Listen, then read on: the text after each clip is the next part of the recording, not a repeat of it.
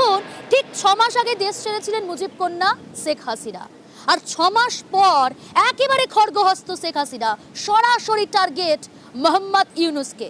তিনি বলছেন মোহাম্মদ ইউনূস খুনের ছক করেছিল, এবং শুধু তাই নয়, শেখ হাসিনা এবং তার বোনকে মেরে ফেলার চেষ্টা করেছিল। এমনই সরাসরি বেনজির আক্রমণ হাসিনার। আমার সঙ্গে টেলিফোন লাইনে রয়েছে প্রতিনিধি মৈত্রেয়ী। মৈত্রেয়ী, কোনো রকম পরোক্ষভাবে কথাবার্তা নয়, একদম সরাসরি টার্গেট মোহাম্মদ ইউনূসকে শেখ হাসিনার, বলছে খুনের ছক কষেছিল। এ তো মারাত্মক অভিযোগ সামনে এলো। একেবারেই দেখো, শেখ হাসিনা তিনি ছাত্রলীগের সমাবেশে অনলাইন যে বক্তৃতা দিয়েছেন সেখানেই এই বেনজির আক্রমণ শেখ হাসিনার তরফ থেকে করা হয়েছে মোহাম্মদ ইউনূসকে, এবং সেখানে একেবারে তিনি দায়িত্বহীন ভাষায় বলেছেন যে ইউনূস সাহেবের লক্ষ্য ছিল আমাদের দুজনকে হত্যা করা, এবং তার বক্তব্যে যেভাবে ইতিহাসকে মুছে ফেলার চেষ্টা করা হচ্ছে, এটা এক রকমের ফ্যাসিবাদী সরকার চলছে। তারা মানুষকে হত্যা করছে, যাদেরকে হত্যা করা হচ্ছে তারা অন্ততপক্ষে 400 জন আওয়ামী লীগের কর্মীদেরকে হত্যা করা হয়েছে, তাদের হত্যা করা হচ্ছে, ইতিহাসকে ধ্বংস করা হচ্ছে, স্বাধীনতা। এবং তিনি এটাও বলেছেন যে স্বাধীনতার ইতিহাসকে ধ্বংস করা হচ্ছে, এবং এই সরকার অর্থাৎ ইউনূস সরকার তারা স্বাধীন সরকার তারা চান না, এবং তারা চান যে তারা পাকিস্তানের অধীনে থাকবেন। এবং সেই কারণেই এই গোটা বিষয় হচ্ছে যে এখনো পর্যন্ত ইউনূস মোহাম্মদ ইউনূসের পাশে তিনি একাধিকবার দাঁড়িয়েছেন। যখন তিনি নিজের যে মাইক্রো ঋণ অর্গানাইজেশন তৈরি করছেন সেই সময় ইউনূসের সঙ্গে তিনি কথা বলেছেন, তিনি একাধিক জায়গায় তিনি সাহায্য করেছেন মোহাম্মদ ইউনূসকে। কিন্তু তার যখন দুর্নীতি সামনে এসেছিল তারপর থেকেই তিনি শেখ হাসিনার এভাবে বিরুদ্ধে চলে যান, এবং এভাবে তাদেরকে একেবারে কার্যত হত্যা করার ছক করা হয়েছিল যখন তিনি দেশ ত্যাগে বাধ্য হন। এবং এই ইতিহাসকে, এই ফ্যাসিবাদী সরকার দেশের যে ইতিহাস রয়েছে, মুক্তিযুদ্ধের যে ইতিহাস রয়েছে, সেই ইতিহাসকে গুড়িয়ে দিতে চাইছে। একেবারে সঙ্গে থাকো মৈত্রেয়ী, দর্শকদের শোনাই ঠিক কি অভিযোগ শেখ হাসিনা একেবারে সরাসরি টার্গেট করেছেন মোহাম্মদ ইউনূসকে, কি বললেন শুনুন। এবার তো একটাই লক্ষ্য ছিল, তার মেটিকুলাস ডিজাইনই ছিল ইউনূস সাহেবের আমাকে 2 বোনকে হত্যা করা। কাজেই আবার বাংলাদেশ ফিরে আসবে, মুক্তিযুদ্ধের চেতনা গড়ে উঠবে, শহীদের রক্ত কখনো বৃথা যেতে পারে না, এটাই আমার কথা।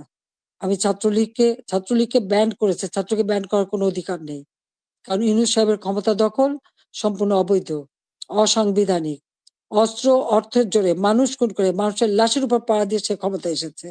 এভাবে অন্যায় করে যারা ক্ষমতা আসে, এই ক্ষমতা কিছুদিন ভোগ করতে পারে, কারণ নিজে ট্যাক্স দেবে না, মানুষের উপর ট্যাক্সের বোঝা চাপাবে, ভ্যাট বসাবে, জনগণের ভাত দিতে পারবে না, পুলিশের পোশাক বদলায়, পাকিস্তানিদের পোশাকের সাথে মিলিয়ে পোশাক পরায়, কৃষক চাষ করতে পারে না, সার পায় না, সেচ পায় না, শ্রমিক কাজ পায় না, শ্রমিকদের বেকার করে দেয়, অথচ নিজের অর্থ সম্পদ ঠিকই আছে এবং অর্থ পাচার করা অব্যাহত রেখে দিয়েছে। এবং বাংলাদেশের মানুষকেও বলবো, আপনারাও এই অন্যায়ের প্রতিবাদ করবেন, প্রতিরোধ গড়ে তুলবেন, বাংলাদেশকে এভাবে ধ্বংস হতে দেবেন না। আমি আছি আপনাদের পাশে। দেখুন, এখানেই শেষ নয়, সরাসরি যে মোহাম্মদ ইউনূসকে টার্গেট করলেন, তারপরও শেখ হাসিনা অভিযোগ সামনে আনলেন যে ইতিহাসকে ধ্বংস করে দেওয়ার চেষ্টা করা হচ্ছে, অর্থাৎ বাংলাদেশে মুক্তিযুদ্ধের যে ইতিহাস, সেই ইতিহাসকে ধ্বংস করে দেওয়ার চেষ্টা, সেই অভিযোগও সামনে আনলেন শেখ হাসিনা। আমাদের মুক্তিযুদ্ধের ইতিহাস, আমাদের গৌরবের ইতিহাস, আমাদের বিজয়ের ইতিহাস, এই ইতিহাসকে মুছে ফেলতে পারবে না। আমি জানি এটা মুছে ফেলার চেষ্টা হচ্ছে, সংবিধানকে ধ্বংস করা, জাতীয় পতাকা ধ্বংস করা, অনেক চেষ্টাই করা হয়েছে, কিন্তু লাখো শহীদের রক্তের বিনিময়ে যে পতাকা পেয়েছি, যে সংবিধান পেয়েছি, যে স্বাধীনতা পেয়েছি, তা ওই কয়েকজন বুলডোজার দিয়ে ভেঙে গুড়িয়ে দেবে এ শক্তি তাদের হয়নি এখনো। এটা তাদের দুর্বলতার প্রকাশ। তারা একটা দালান ভাঙতে পারে, কিন্তু ইতিহাসকে তারা ধ্বংস করতে পারে না। ইতিহাস কিন্তু তার প্রতিশোধ নেয়, এটাও তাদের মনে রাখতে হবে। একবার মুছে ফেলা হয়েছিল 75-এর পর, এরপর আবার এখন শুরু। যারা এটা করছে তারা তাদের হীনমন্যতার পরিচয় দিচ্ছে। তাদের কাছে বোধহয় বাংলাদেশের স্বাধীনতাটা পছন্দ হয় না, ওই পাকিস্তানিদের মানে অধীনে থাকা আর তাদের পদলেহন করাটাই তাদের বোধহয় পছন্দ।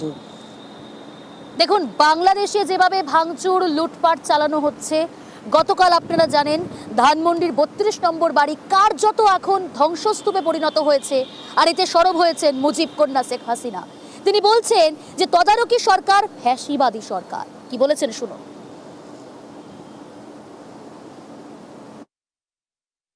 আমি তো আমার নিজের জন্য কিছু করতে যাইনি, একমাত্র ৩২ নম্বর বাড়িটা সেটাও তো আমি জনগণকে দান করে দিয়েছি আমরা দুই বোন। হ্যাঁ, জাতির পিতা পরিবারের নিরাপত্তা দেওয়ার জন্য একটা আইন করা হয়েছিল, সেই সূত্রে একটা বাড়ি রেহানাকে থাকতে দেওয়া হয়েছিল। গণভবন তো সরকারি, সেটা ভাঙা চোরা লুটপাট, দুই হাতে লুট করা হয়েছে। এমনকি ডক্টর ইউনূস নিজেই ওখানে চলে গেছেন তার সমন্বয়দের সাথে নিয়ে, উপদেষ্টাদের সাথে নিয়ে। তিনিও বোধহয় লুটপাট করতে গিয়েছিলেন। আর ৩২ নম্বর, এটা তো আমরা কোনো ব্যক্তিগতভাবে ব্যবহার করিনি। মিউজিয়াম সারা বিশ্বের অনেক বড় বড় নেতারা এসেছেন, রাষ্ট্রপ্রধান এসেছেন, সরকার প্রধান এসেছেন, ওই বাড়ি ভিজিট করেছেন। আজকে সেই বাড়িটা ভেঙে ফেলা হচ্ছে। ওই বাড়িটাকে কেন এত ভয়?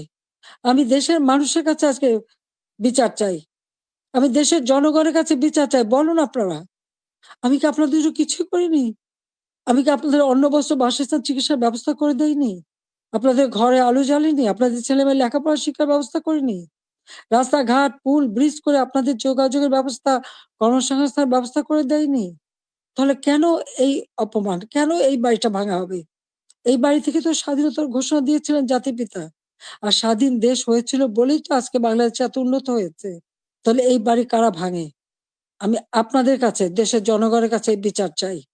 আমি ছাত্র সমাজের কাছেও এটা বলবো যে যারা বিভ্রান্ত করে তোমাদেরকে বিভ্রান্তির পথে নিয়ে গিয়েছিল, কারণ আমি জানি তোমাদের এই বয়সটাই এরকম, কিন্তু সকলে তো এর মধ্যে ঢুকেনি। তো যারা আজকে এই ধরনের ধ্বংস করছে, যারা মানুষ হত্যা করেছে, তারা তো খুনি হিসেবে চিহ্নিত হবে।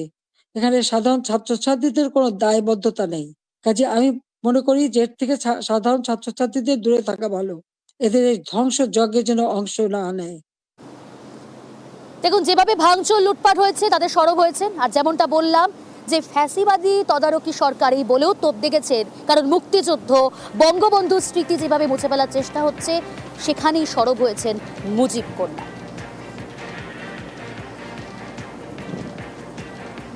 আমার সঙ্গে রয়েছে প্রতিনিধি মৈত্রেয়ী। মৈত্রেয়ী, বাংলাদেশে ভাঙচুর লুটপাট লেগেই রয়েছে, সংখ্যালঘুদের ওপর আক্রমণ লেগেই রয়েছে। গতকাল যে ঘটনাটা ঘটলো সেখানে আজ মুজিব বাড়ি, ধানমন্ডি ৩২ নম্বর বাড়ি কার্যত ধ্বংসস্তূপে পরিণত হয়েছে। খুব স্বাভাবিকভাবেই সরব হয়েছেন মুজিব কন্যা শেখ হাসিনা, কিন্তু তিনি এর পাশাপাশি এই অভিযোগও সামনে আনলেন ফ্যাসিবাদী তদারকি সরকার বলে তোপ দাগছেন মুক্তিযুদ্ধ বঙ্গবন্ধুর স্মৃতি মুছতে মরিয়া এই তদারকি সরকারকে। একেবারেই দেখো, শেখ হাসিনা তিনি খুব স্পষ্টভাবেই বলেছেন যে গতকালের যে ঘটনা ঘটেছে ৩২ নম্বর ধানমন্ডির যে বাসভবনে যেভাবে ভাঙচুর চালানো হয়েছে এবং সেখানে যেভাবে বুলডোজার নিয়ে এসে তাকে গুড়িয়ে দেওয়ার চেষ্টা করা হচ্ছে, সেই ঘটনার পরিপ্রেক্ষিতে তিনি স্পষ্টতই বলেছেন যে এভাবে ফ্যাসিবাদী সরকার ক্ষমতায় চলছে এবং এই সরকার এখানে ওই বাড়িতে তিনি কখনো থাকেনি, ফলে সেই বাড়ির প্রতি এত আক্রোশ কেন এবং সেই বাড়ির উপর কেন আক্রমণ করা হলো। সেখান থেকে বঙ্গবন্ধু একসময় বাংলাদেশের স্বাধীনতার কথা ঘোষণা করেছিলেন, ফলে সেই বঙ্গবন্ধুর বাসভবনের ওপরে কেন এরকম হামলা, সেই প্রশ্ন তিনি তুলেছেন। প্রিয়াঙ্কা, দেশের মানুষের কাছেই আমার জিজ্ঞাসা যে যারা মানুষ হত্যা করে, যারা ধ্বংসযজ্ঞ চালায়, তারা ফ্যাসিবাদী, না যারা মানুষের কল্যাণ করে, অন্ন বস্ত্র বাসস্থানের ব্যবস্থা করে, ঘরে ঘরে আলো জ্বালে, দেশের মানুষকে উন্নত জীবন দেয়, তারা ফ্যাসিবাদী? কারা স্বৈরাচার? দেশের জনগণই বিচার করবেন। আমি তো আপনাদের কল্যাণে কাজ করেছি, দেশের মানুষের কল্যাণে কাজ করেছি। শুধু আপনাদের কল্যাণের জন্যই সবটুকু উজাড় করে দিয়ে দিন রাত পরিশ্রম করে মাত্র ১৫ বছরের মধ্যে বাংলাদেশকে উন্নত দেশ করেছি, উন্নয়নশীল দেশের মর্যাদা এনে দিয়েছি, যা বিশ্বে বাংলাদেশের মর্যাদা অর্জন করেছিল। আজকে সব ধ্বংস হয়ে গেছে। তবে আমি এটুকু আশাবাদী, আমাদের যে স্মৃতিটুকু নিয়ে দুই বোন বেঁচেছিলাম, আজকে সেই স্মৃতিটুকু ভেঙে ফেলা হচ্ছে। এর আগে আগুন দিয়ে পুড়িয়েছে, আজকে ভেঙে ফেলা হচ্ছে। হ্যাঁ, একটা দালান ভেঙে ফেলতে পারে, ইতিহাস মুছতে পারবে না। একবার ভাঙলে আবার আমরা গড়তে পারবো। এই বাংলাদেশ আবার মাথা তুলে দাঁড়াবে, বাংলাদেশের মানুষ আবার বিশ্ব দরবারে মাথা উঁচু করে দাঁড়াবে।